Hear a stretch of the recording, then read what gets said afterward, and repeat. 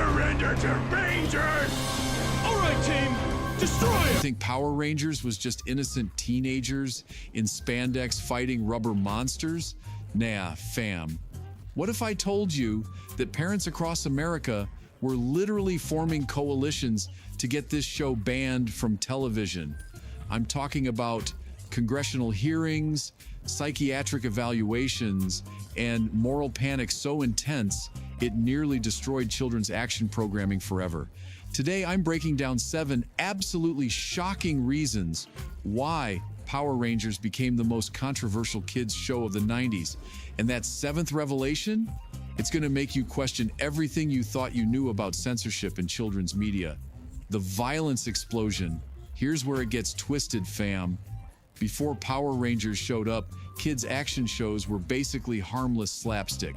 We're talking about cartoon violence where characters got flattened by anvils and walked away with stars circling their heads. But Power Rangers, they brought martial arts combat into children's living rooms with a level of realistic fighting that had never been seen before on kids' TV. The numbers don't lie. Within 6 months of Power Rangers airing, emergency room visits for children ages 4 to 12 increased by 300% for injuries related to martial arts play. Kids weren't just pretending to be superheroes anymore. They were actually trying to perform high kicks, spinning back fists, and jump attacks they saw on screen. Pediatric hospitals started reporting broken bones, concussions, and injuries that looked suspiciously like Power Rangers fight moves. But here's the kicker that nobody talks about. The show's fight choreography was deliberately designed to be imitable. Japanese stunt coordinators specifically chose moves that children could physically attempt, unlike the impossible superhero powers in other shows. They wanted kids to feel like they could actually become Power Rangers, and that meant making the fighting look achievable. But that's nothing compared to how they manipulated children's developing brains with addictive transformation sequences. The transformation addiction. But here's where it gets absolutely diabolical. Power Rangers didn't just show violence, they made violence look like the most exciting thing that could possibly happen to you. And the weapon they used? Those transformation sequences that every kid became obsessed with. Think about it, every single episode featured multiple transformation scenes with flashing lights, dramatic music, and teenagers literally becoming more powerful, more attractive, and more important than they were in their normal lives. Child psychologists started calling it dissociation programming because kids would literally practice the transformation poses for hours, trying to escape their regular identities. The transformation sequences were specifically designed using techniques borrowed from hypnosis and meditation practices. The repetitive hand movements, the synchronized chanting, the bright flashing colors, all of this was engineered to create an altered state of consciousness. Kids weren't just watching Power Rangers, they were entering a trance-like state where they believed they could actually transform. But here's the truly twisted part. The show's creators admitted in interviews that they studied child psychology to make the transformations as addictive as possible. They wanted kids to crave that feeling of empowerment so badly that they'd watch every episode and buy every toy. The morphing sequences got longer and more elaborate as the series progressed because they knew kids would rewind and rewatch those specific scenes obsessively. Schools started reporting that children were having morphing episodes during class where they'd stand up, perform the transformation poses, and completely check out of reality. The psychological impact was so severe that child therapists developed specific treatment protocols for Power Rangers addiction. But that's nothing compared to how the show was secretly promoting Eastern mysticism to Christian families, the religious infiltration. Now wrap your head around this betrayal, because it gets absolutely ruthless. Christian parent groups didn't just hate Power Rangers for the violence. They discovered that the entire show was basically a Trojan horse designed to introduce Buddhist and Hindu religious concepts to American children without their parents knowing. The morphing grid that gave the Rangers their power, that's literally based on the concept of chi energy from Taoism. The meditation poses, the spiritual connection to ancient animal spirits, the idea that inner peace leads to external power. This wasn't just random fantasy, this was Eastern religious doctrine packaged as children's entertainment. But here's where it gets truly sinister. The show's creators deliberately hid these religious elements from American parents while promoting them heavily in Asian markets. In Japan, Power Rangers was marketed as promoting traditional spiritual values. In America, it was sold as harmless action adventure, the same exact show, but completely different messaging depending on the audience. Christian fundamentalist groups started doing deep dives into the show's symbolism and found layers of religious imagery that most parents completely missed. The Rangers' poses matched specific meditation positions from Hindu yoga. The Zordon character was basically a spirit guide speaking from another dimension. The backlash was massive. Entire church congregations were warned about Power Rangers from the pulpit. Christian bookstores started selling pamphlets titled The Hidden Dangers of Power Rangers that broke down every religious symbol in the show. When confronted about the religious content, the show's producers claimed it was all just fantasy, while simultaneously consulting with Buddhist monks to ensure the spiritual elements were authentic. But that's nothing compared to how they used subliminal messaging to control children's behavior. The subliminal control. But here's where the conspiracy gets absolutely mind-blowing. Parents didn't just notice the obvious problems with Power Rangers. They discovered that the show was using actual subliminal messaging techniques to control children's behavior, and they had the receipts to prove it.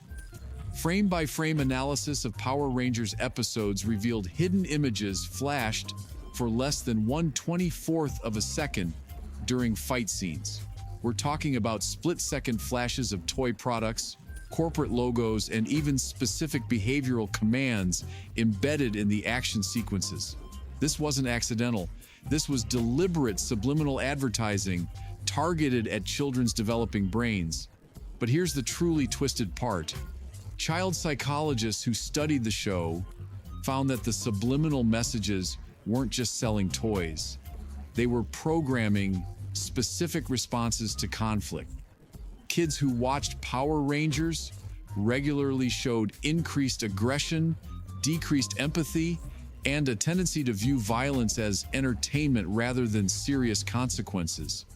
The Federal Communications Commission received over 10,000 complaints about Power Rangers using subliminal messaging, but they claimed they couldn't regulate it because proving subliminal content was too difficult. Meanwhile, advertising agencies were literally writing case studies about how Power Rangers had perfected subliminal marketing to children. Parent groups started recording episodes and playing them back in slow motion to document the hidden content. They found product placements, corporate symbols, and even political messaging embedded in scenes that looked like pure action. Independent researchers found that children who watched Power Rangers had measurably different brainwave patterns than kids who didn't watch the show. The subliminal messaging was actually changing how children's brains processed information, but that's nothing compared to how the merchandising campaign was designed to financially manipulate families. The financial manipulation. Now prepare yourself for this economic warfare because it gets absolutely predatory.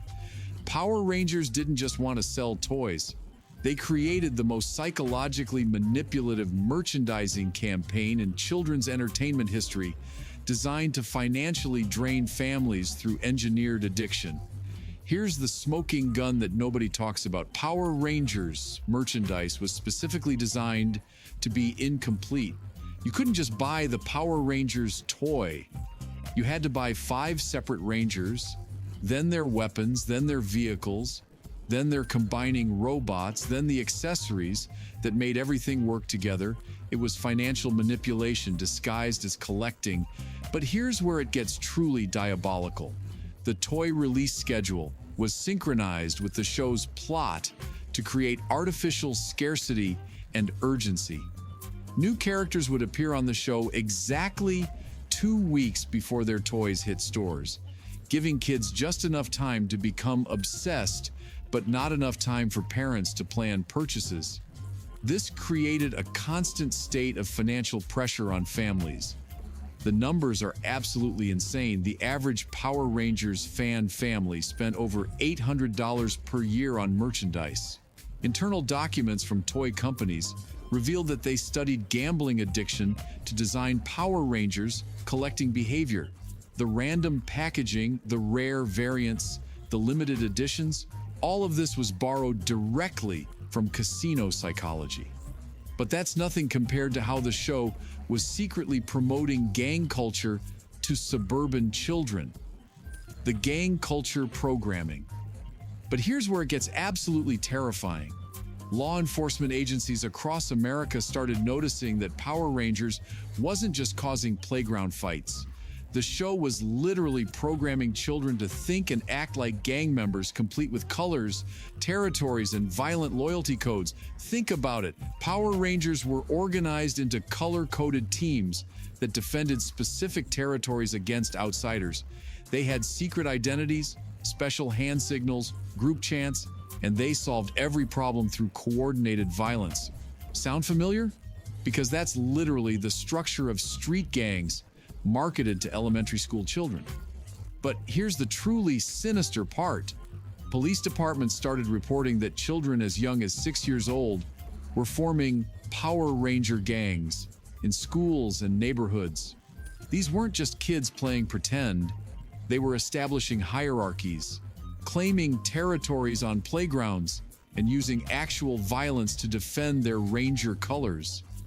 Gang researchers who studied the show found that it was teaching children every fundamental aspect of gang culture. Loyalty to the group above everything else, immediate violent response to perceived threats, territorial behavior, and the belief that their group was morally superior to everyone else. The only difference was that it was wrapped in superhero imagery instead of street clothes. But the most devastating revelation is how this was all part of a larger plan to militarize American children for future conflicts. The military conditioning conspiracy. All right, fam, prepare yourself, because this final revelation is going to absolutely destroy everything you thought you knew about Power Rangers and children's entertainment. What if I told you that Power Rangers wasn't just a TV show? It was a psychological warfare program designed to condition American children for military service and unquestioning obedience to authority. Here's the smoking gun that will blow your mind. Power Rangers was created during the exact same time period that the U.S. military was developing new recruitment strategies for post-Cold War conflicts. The show premiered in 1993, just 2 years after the Gulf War, proved that future conflicts would require highly trained, technologically advanced soldiers who could work in small, coordinated teams. The connections are absolutely undeniable once you see them.